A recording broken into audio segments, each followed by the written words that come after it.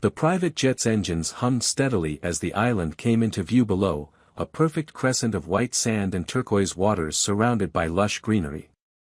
Emma leaned closer to the window, her golden hair catching the sunlight streaming in. Her excitement was infectious, though I couldn't quite match her enthusiasm. This trip, a lavish retreat hosted by my firm's wealthiest client, was supposed to be a celebration of my team's success, a long overdue getaway after months of hard work. But something about it felt off. "Isn't it stunning?" Emma whispered, her voice tinged with awe. I nodded, forcing a smile. "Yeah, it's incredible." In truth, I'd been uneasy about this trip since the invitation arrived. William Fellows, our host, was a larger-than-life figure, a billionaire with a reputation for being both charismatic and ruthless. He was one of those men who exuded power, the kind that made you want to impress him and fear him in equal measure. Over the past few months, Emma had worked closely with him on a project, and she had mentioned him often. Too often, maybe. "He's going to love having you there," Emma had said on the ride to the airport, her voice practically bubbling with excitement. "You'll see. William's a great guy. A little intense, maybe, but generous to a fault." Generous, sure. Intense? That was an understatement. From the moment we landed and stepped onto the island, it was clear William commanded the space. He greeted us with a broad smile, his salt and pepper hair perfectly tousled, his tailored linen shirt unbuttoned just enough to suggest wealth and confidence. He looked like a man who had never known failure.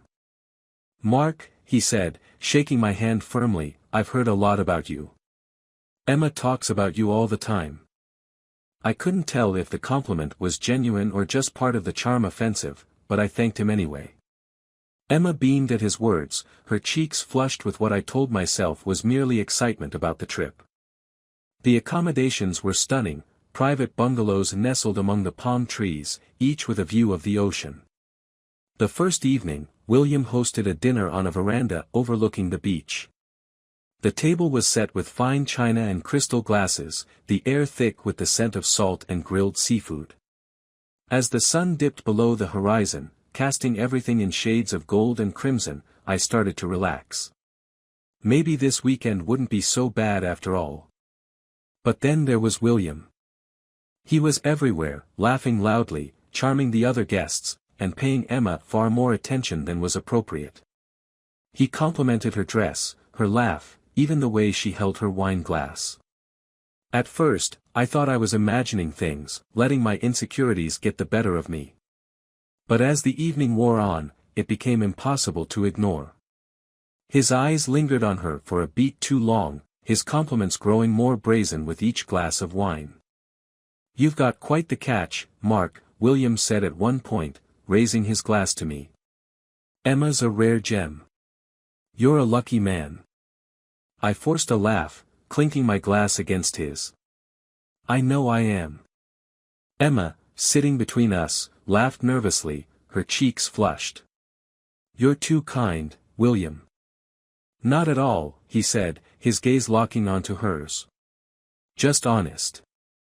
That night, back in our bungalow, I tried to shake off the strange feeling. Emma brushed her teeth, her back to me, and I watched her reflection in the mirror. She was beautiful, tall and graceful, with a sharp wit and a laugh that could light up a room. I loved her. And I trusted her. But something about the way she had responded to William's attention gnawed at me. "You okay?" she asked, catching my gaze in the mirror. "Yeah," I said, forcing a smile. "Just tired." She nodded, turning off the tap. "It's been a long day. Tomorrow will be better." I hoped she was right. The next morning, the unease returned with a vengeance. After breakfast, William invited the group on a snorkeling trip. I politely declined, claiming I wasn't feeling well, but Emma seemed eager to go.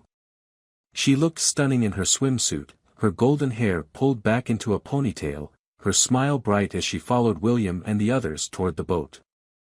For the first time in our marriage, I felt a pang of jealousy. I spent the morning alone, walking along the beach, trying to convince myself I was overreacting. Emma was just being friendly. William was just being charming. There was nothing more to it than that. But then came the dinner that evening. It was another lavish affair, the table set under a canopy of stars, the air warm and heavy with the scent of flowers. William was in high spirits, holding court as he regaled us with tales of his adventures. Emma sat beside him, laughing at all the right moments, her hand occasionally brushing his as she reached for her wine. I tried to ignore it, focusing on my plate, but it was impossible. And then William did something that shattered any illusions I had left. He stood, raising his glass to the group. "Friends," he began, his voice booming with authority, "thank you for joining me this weekend. It's been a pleasure having you all here." There were murmurs of agreement, glasses raised in response. "But before we call it a night," he continued, his eyes locking onto mine, "I have a proposition." The table fell silent. I felt my pulse quicken as I met his gaze. "Mark," he said, his tone almost playful, "I'd like to spend the rest of the weekend with Emma. Just Emma. In exchange, I'm prepared to transfer $1 million into your account." A collective gasp rippled through the group. My hands clenched into fists under the table. I turned to Emma, expecting her to laugh it off, to tell William where he could shove his money. But instead, I saw hesitation in her eyes. She looked at me, her expression unreadable. "Mark." The rest of her sentence hung in the air, unspoken but deafening. The betrayal hit me like a punch to the gut. I left the dinner table without another word, my hands trembling with fury as I stormed back to our bungalow. The soft sound of waves lapping at the shore did nothing to calm the storm raging inside me. I felt sick, my mind replaying Emma's hesitant look over and over. How had it come to this? The door to the bungalow slammed shut behind me as I entered, my chest heaving. I paced the room, trying to make sense of what had just happened. $1 million. He had put a price tag on my wife, and she hadn't outright rejected it. Worse, she'd looked at me as if considering it. Minutes felt like hours before I heard the sound of her soft footsteps outside. The door creaked open, and Emma stepped in, her face a mask of guilt and uncertainty. "Mark," she began, her voice trembling. "Can we talk?" I stopped pacing, staring at her with disbelief. "Talk? You want to talk? What is there to say, Emma? He propositioned you in front of everyone, and you didn't say no. You didn't even flinch." Her eyes welled with tears, and she took a step toward me. "It's not what you think." "Then explain it to me," I said, my voice cold. "Explain how you didn't immediately shut that down." She hesitated, biting her lip. "Mark, this isn't about him. It's about us." I laughed bitterly. "Us? That's rich. Please, tell me how us led to you even entertaining that kind of offer." Her hands twisted together as she tried to find the words. "We've been struggling. You've been working so hard, and I've been, I don't know, lost. This isn't about the money. It's about something more. I thought maybe." I cut her off, anger boiling over. "What? That this could fix us? That you spending a weekend with him could somehow make things better?" Tears spilled down her cheeks as she shook her head. "I don't know what I was thinking. I didn't want to lose you, Mark. I thought maybe." "You thought maybe what?" I demanded.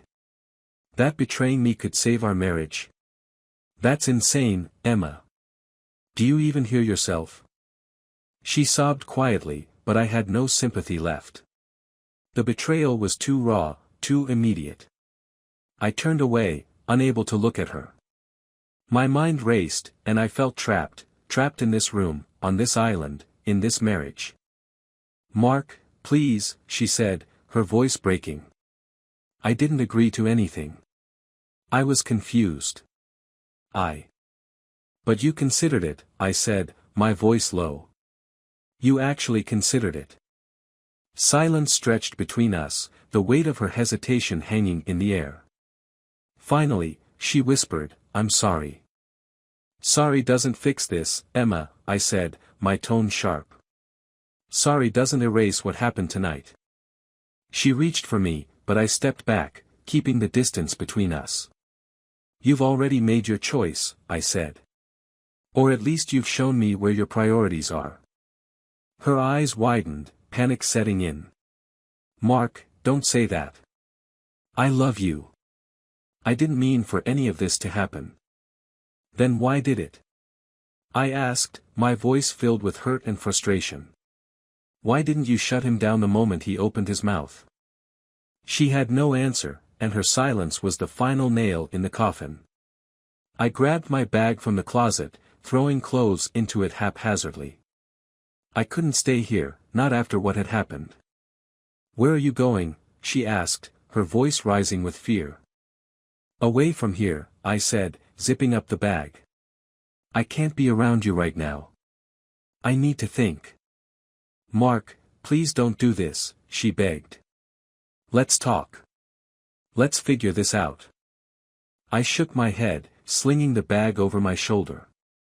There's nothing to figure out. You made your decision when you hesitated. Now I'm making mine. I walked past her, ignoring her sobs as I stepped out into the night. The air was cool and salty, but it did nothing to soothe the burning anger inside me. I didn't know where I was going, only that I needed to get away. I found myself at the edge of the beach, staring out at the dark expanse of water. The moon cast a silver glow over the waves, and for a moment, I let myself breathe. The betrayal still gnawed at me, but the ocean's rhythmic sound was a temporary balm. Pulling out my phone, I scrolled through my contacts. I needed to talk to someone, anyone who could give me clarity. But as I went through the names, I realized there was no one I could call. How could I even begin to explain what had happened? Instead, I opened my banking app. The thought of William's offer churned in my stomach. $1 million. It was obscene, insulting. Yet the money had been real. I stared at the balance in our joint account, an idea forming in my mind. If he was going to treat this like a transaction, then I would, too. With a few taps, I transferred the funds from our joint account to a private one in my name. The money was clean, there were no conditions on it, no strings attached. I didn't care if William realized what I had done. He had already disrespected me and my marriage. This was my way of taking back some control. Pocketing my phone, I turned back toward the bungalow. The walk felt longer than it should have, my feet dragging through the sand. When I finally arrived, Emma was sitting on the edge of the bed, her face buried in her hands. She looked up as I entered, her eyes red and swollen. I'm not leaving you, Mark, she said, her voice shaky. Whatever it takes, I'll make this right. I looked at her, my face expressionless. You already did, I said flatly. Her brows furrowed in confusion. What do you mean? I didn't answer. Instead, I set my bag down and lay on the opposite side of the bed. She didn't press me further, and the silence that filled the room was suffocating. In the darkness, as the waves crashed faintly in the distance, I stared at the ceiling, the weight of her betrayal pressing down on me. This wasn't over, not by a long shot.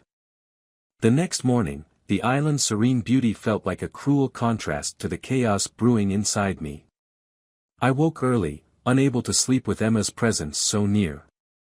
She was still curled up on her side of the bed, her face pale and tear-streaked.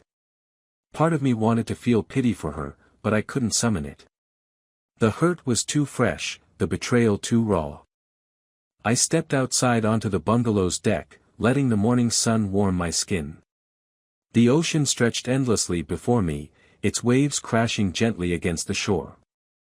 Normally, this would have been the kind of view I'd savor, the kind of moment I'd share with Emma.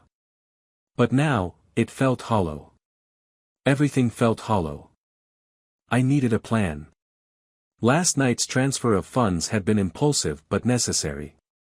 It gave me some leverage, some sense of control over a situation that had spiraled beyond my grasp. But it wasn't enough. If Emma had truly entertained William's offer, then I had to confront the reality of what that meant for us. The door behind me creaked open, and Emma stepped out, her robe wrapped tightly around her. She looked fragile, like she might shatter with a single word. "Mark," she said softly, her voice hesitant. "Can we talk?" I didn't turn to face her. "Talk about what?" "How you almost sold our marriage for a weekend of indulgence." Her breath hitched, and she took a step closer. "I didn't sell anything. I didn't agree to anything. I was caught off guard, that's all." I turned then, my eyes locking onto hers. "Caught off guard? Emma, he made that offer in front of everyone. And you," I pointed at her, my voice rising. "You didn't shut him down. You hesitated. You considered it." "I was confused," she said, her voice breaking. "I didn't know how to react." "Don't," I said sharply, cutting her off. "Don't stand there and act like you were blindsided. You've been working with him for months, Emma. You knew exactly what kind of man he was." Her eyes filled with tears. "It's not like that. I never thought he'd propose something like this. And yet, here we are," I said bitterly. "You want me to believe you didn't see this coming? That you had no idea what he wanted from you?" She shook her head, her tears spilling over. "I swear, Mark. I didn't know." I laughed, a hollow, bitter sound. "You expect me to believe that? After everything I saw last night? After the way you've been acting these past few months?" Her face crumpled, and she sank into one of the chairs on the deck. "I don't know how to fix this," she whispered. "But I want to. Please, Mark. I love you." Her words felt like daggers, twisting in a wound that refused to heal. "Love?" I said, my voice low. "Is that what you call this? If you loved me, Emma, you would have stood up for our marriage last night. You wouldn't have even considered his offer." She buried her face in her hands, sobbing quietly. I turned away, unable to watch her crumble any further. The anger inside me was a shield, protecting me from the deeper pain of betrayal. But even that shield wasn't strong enough to block out the truth. Our marriage was hanging by a thread. Later that day, I avoided Emma as much as I could. She stayed in the bungalow, her silence oppressive, while I roamed the island. The other guests gave me curious looks, whispers following me wherever I went. The events of the previous night had clearly spread, and I could feel their judgment weighing on me. At lunch, I spotted William lounging by the pool, a smug smile on his face as he sipped a cocktail. The sight of him made my blood boil. I clenched my fists, forcing myself to stay calm as I approached him. "Mark," he said smoothly, setting his drink down. "How's the morning treating you?" "Cut the crap, William," I said, my voice low and cold. "We need to talk." He raised an eyebrow, feigning innocence. "About what?" "You know damn well what," I said, stepping closer. "Your little offer last night. What the hell were you thinking?" He leaned back in his chair, completely unbothered. "I was thinking I made you a very generous proposition. One that could change your life, by the way." "Generous?" I spat. "You humiliated me in front of everyone. You disrespected my wife, my marriage." He shrugged, his smug smile never wavering. "Your wife didn't seem too disrespected. In fact, she seemed intrigued." I lunged forward, grabbing the edge of his chair and pulling it toward me. He didn't flinch, though I could see a flicker of surprise in his eyes. "Stay away from her," I growled. "You hear me? Stay the hell away." William chuckled, brushing imaginary dust off his linen shirt. "Relax, Mark. It's just business. Business? I said, my voice rising. Is that what you call it? Offering to buy someone's wife? He leaned closer, his voice dropping to a conspiratorial tone. You're angry now, but think about it. $1 million is a lot of money. You could do a lot with that. I released his chair, disgusted. I don't want your money. I want you to stay the hell out of my life. He smirked, picking up his drink again. Suit yourself. But if you change your mind, the offer still stands. I turned and walked away, my fists clenched. The conversation had left me shaken, my anger simmering just below the surface. William was a predator, and he'd set his sights on Emma. But worse than that, he'd exposed the cracks in our marriage, cracks I hadn't even realized were there. By evening, I returned to the bungalow, my emotions a tangled mess of anger, hurt, and confusion. Emma was sitting on the bed, her hands folded in her lap. She looked up as I entered, her eyes red and swollen. Mark, she said softly. I know I've hurt you. And I know I don't deserve your forgiveness. But please, let me make this right. I dropped my bag onto the floor, staring at her. How? I asked. How do you think you can make this right? I'll do anything, she said, her voice trembling. Whatever it takes. Just tell me. I sighed, the weight of everything pressing down on me.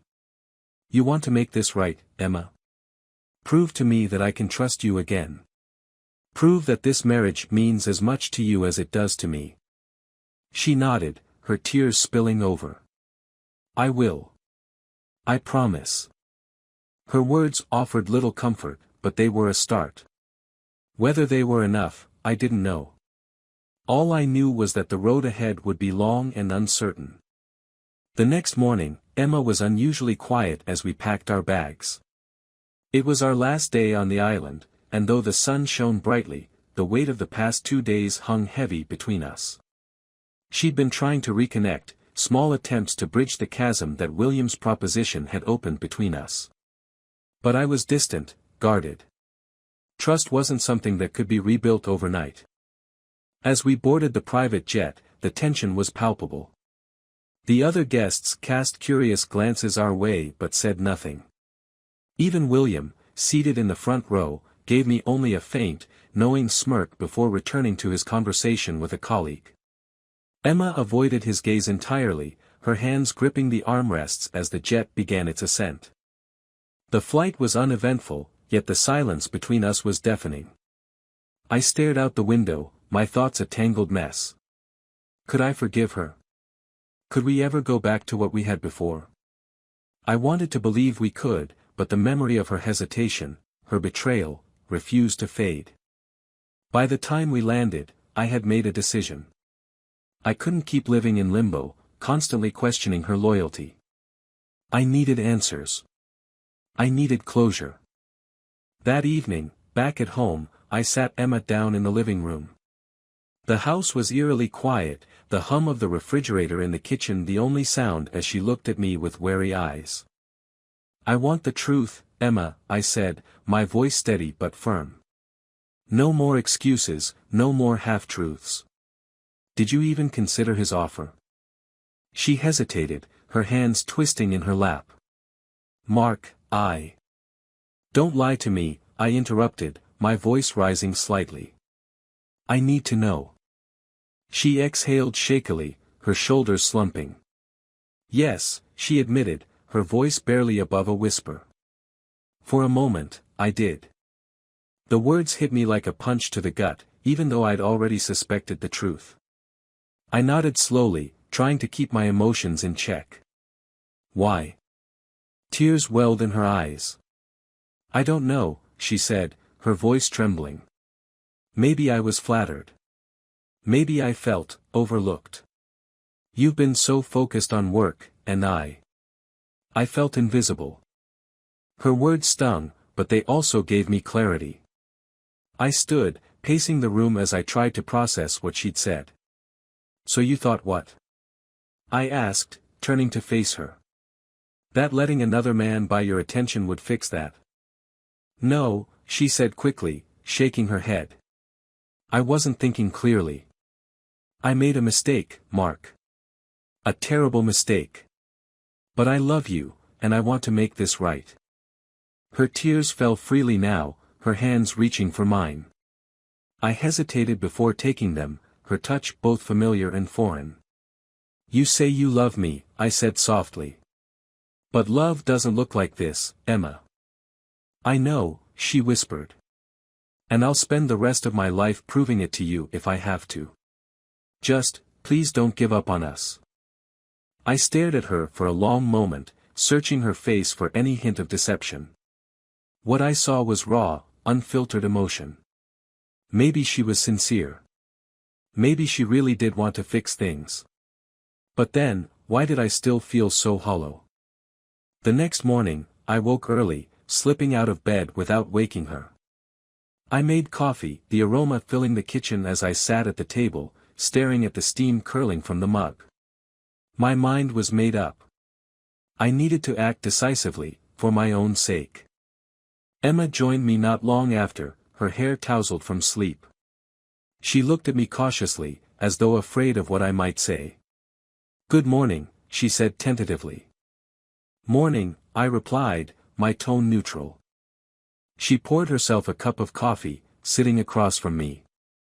I've been thinking, she began, her voice hesitant. Maybe we should see a counselor. Someone who can help us work through this. I nodded, though my heart wasn't in it. Maybe. Her eyes searched mine, trying to gauge my true feelings. Mark, I'm serious. I don't want to lose you. I set my mug down, leaning forward slightly. Then prove it, I said. Show me you're willing to fight for this. For us. I will, she promised, her voice steady. I swear, Mark. Her words hung in the air, and for a moment, I almost believed her. But deep down, I knew trust couldn't be rebuilt on promises alone. Actions would speak louder. That afternoon, I went for a long drive, my thoughts swirling as the miles passed. I needed time to think, to decide what my next move would be. The events on the island had revealed cracks in our marriage I hadn't even known were there, and I wasn't sure if they could be repaired. Eventually, I returned home, my mind clearer. Emma was in the kitchen, chopping vegetables for dinner. She looked up as I entered, a tentative smile on her face. How was your drive? She asked. Good, I said simply, walking over to the counter. I placed my hand on hers, stopping her movements. Emma, I need to tell you something. She looked at me, her expression wary. What is it? I took a deep breath. I've transferred the $1 million into a private account, I said, watching her reaction carefully. Her eyes widened, shock and confusion warring on her face. You did what? I moved the money, I said evenly. I couldn't leave it where it was. Not after what happened. But why? She asked, her voice rising. Mark, I told you I didn't agree to anything. I didn't take the money. I know, I said. But William transferred it anyway. And now, it's mine. She stared at me, her mouth opening and closing as if searching for the right words. Finally, she whispered, what are you going to do? I smiled faintly, a sense of calm washing over me. I'm leaving, Emma. Her face crumpled, tears streaming down her cheeks. Mark, no. Please don't do this. I have to, I said, my voice firm. This isn't about the money. It's about us. And I can't keep pretending everything's okay. She reached for me, but I stepped back, the distance between us growing. Mark, please, she sobbed. We can fix this. We can. No, Emma, I said, cutting her off. We can't. I turned and walked out of the house, my suitcase already in the car. As I drove away, I felt a strange mix of sadness and relief. The betrayal had cut deep, but now, I was free to start over. The $1 million was just a bonus, a means to build a new life, far from the wreckage of my marriage. In the rearview mirror, the house grew smaller, Emma's figure fading into the distance. For the first time in days, I felt a sense of peace. This was the end, but it was also a beginning.